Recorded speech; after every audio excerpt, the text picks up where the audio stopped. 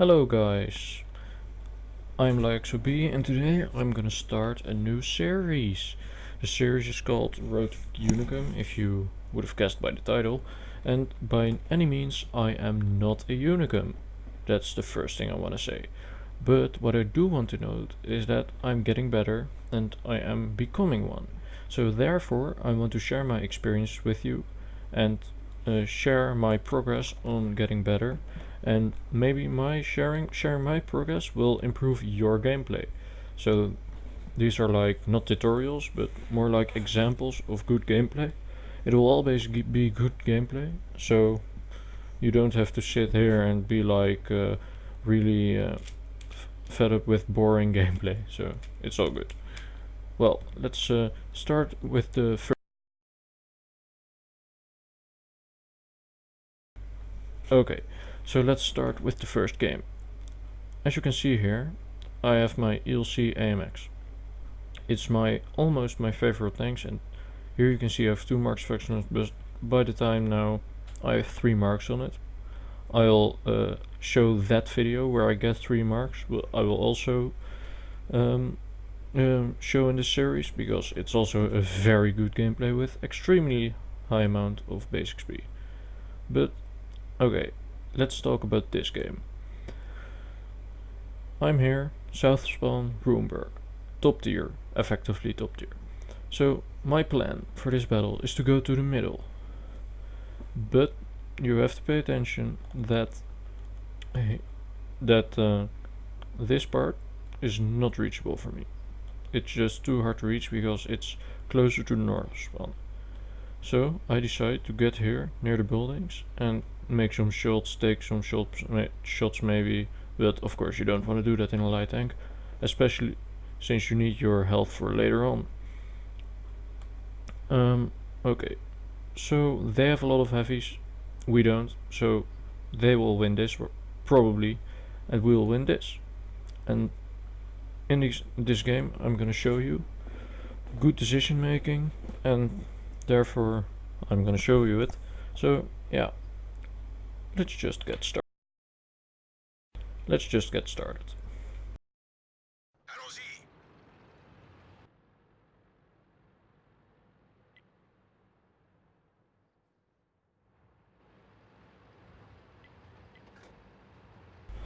As you can see, the team spreads out like I would have expected. The heavies, except the T1 heavy for some reason, go to the town, and our mediums, our Cromwell and me and some other guys, go to here. I didn't expect so low amount of support here, but oh well, we'll have to do with it.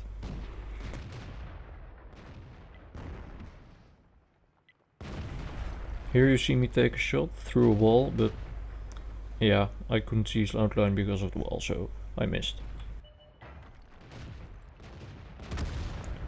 Also, there was no way to save that leopard. He is just in front there, in the front, and if I would have poked out to try and block or shot or something, which I can't really do in an ELC AMX, I would have been hit by multiple tanks. There's the leopard, and there he's gone. Pretty lucky shot, but sometimes you have to be lucky. And here you can see a very, very poor shot by me, but oh well, that happens too, right?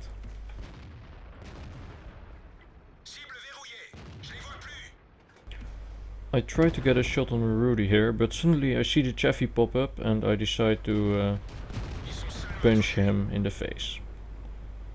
Especially that's because the Chaffee is much more of a threat to me because he's right in front of me. I expected the Chaffee to go around there because he's not a really good player, but apparently he doesn't. But he stupidly drives away and I can finish him off.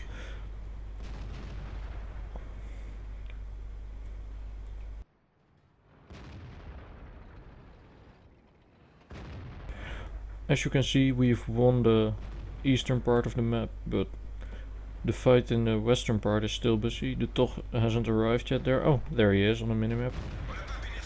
And also the KV-85 is still unspotted, but I expect him to be spotted very soon.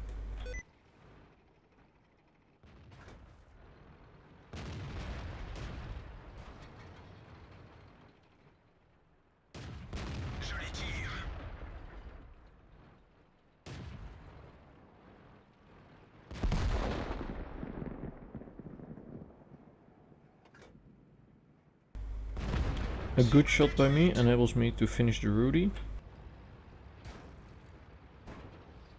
And as you can see there, our 82 got hit for 300 damage.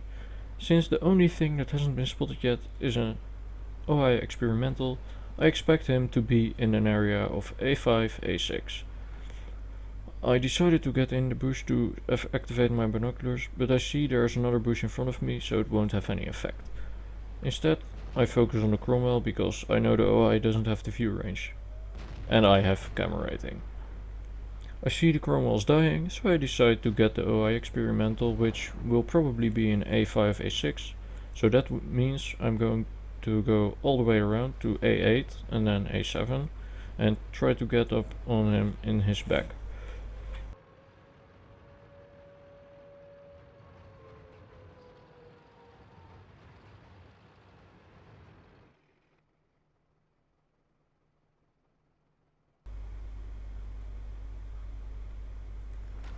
I activated my binoculars here to see if he maybe ran off to C4, C3 area, but he doesn't, and as you can see here, he is here.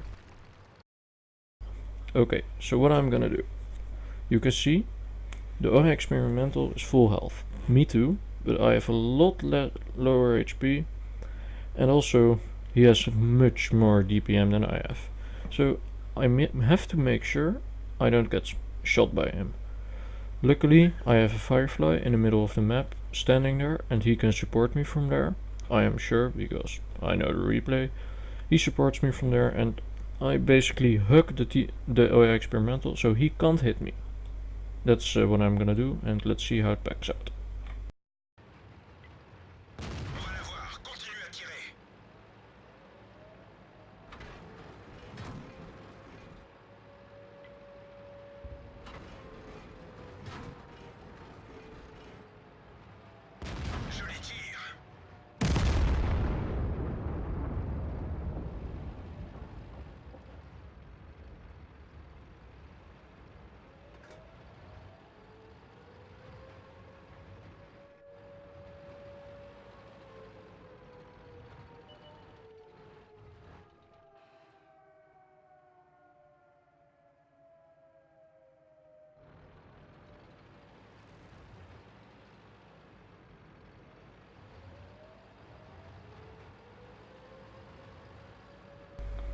Okay, so it's 3 against 4. The KV-85 here doesn't spot me. That's very important to know, because I can aim a shot, take my time, make a reset.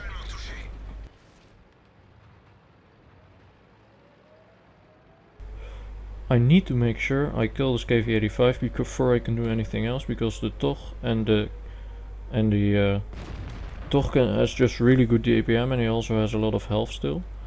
And the T150 has a lot of alpha damage, so that will make me one shot. So I need to take out this KV-85.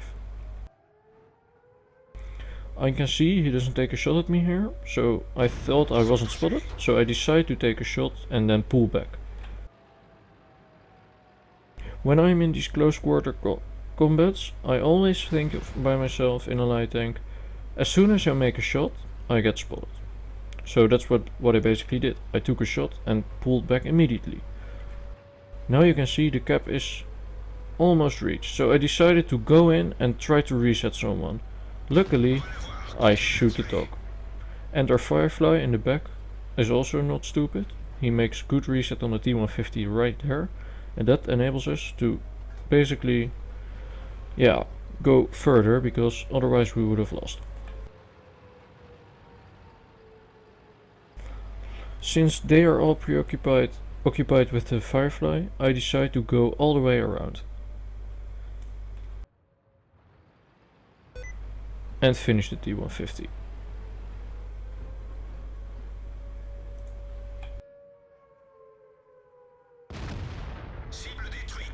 I finished the T150, and that means only the TOG and the KV-85 is left over. The Firefly is closing in, so that'll enable him to draw attention, and also, yeah, as you can see, the TOG also faced away, so I can take a shot at him. Unlucky shot right there.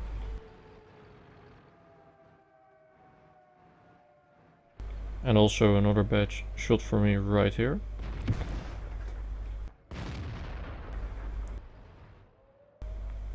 But now the Firefly has arrived and finishes off the KV-85, which basically seals the win, because now I can just go in and finish it off, because there's no stress of someone else, like the KV-85, punching me in the back.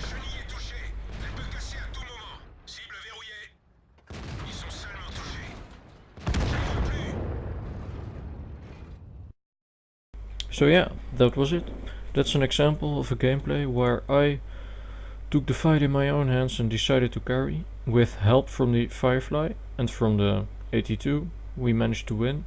And I've also got a lot of damage and a lot of resets, which was very important, of course. But yeah, let's have a look at the post-game results. Okay, so here you can see the post-game results. As you can see, Mastery Ace, obviously because of the high amount of damage. It also gave me a high caliber and a Defender medal because of the big amount of resets I did. I did spotting damage on the top 2, Crusader and for the well, it doesn't really matter. You've saw it. You've seen it. So okay, let's go to the team scores. As you can see, I finished top on XP, top damage, of course, otherwise I wouldn't have got the high caliber. But the enemy team didn't even do too bad. The Toch especially, Rudy didn't do too bad. Experimental, camping in the back, also did a good job. But unfortunately for them, I made them lose. The Rudy I killed, the Toch I almost killed, and the Experimental I almost killed. So I ruined their game and basically made it so the win was mine. As you can see, reasonable shot efficiency. It was close quarter combat, so yeah. A lot of damage. Of course no bounces, what would you expect? Well, wait, what? One non-penetration, what would that be? I don't know. I only spotted one vehicle, but it was a really small map and I can't do anything about it. 1000 spotting damage and of course 100 defense points, which is the maximum amount. I didn't travel very much distance. I didn't shoot any premium ammo, it's about 1k per shot I believe. Took a shot, 1000 repair costs, which made me a profit of 6k, which is fairly okay. So yeah guys, that was it. Great game in my ELC AMX. The next episode we'll probably also do it about the ELC AMX, just because it's easy for me, because recently I played the tank a lot because I enjoy it. So yeah, I'll see you in the next episode and yeah, goodbye.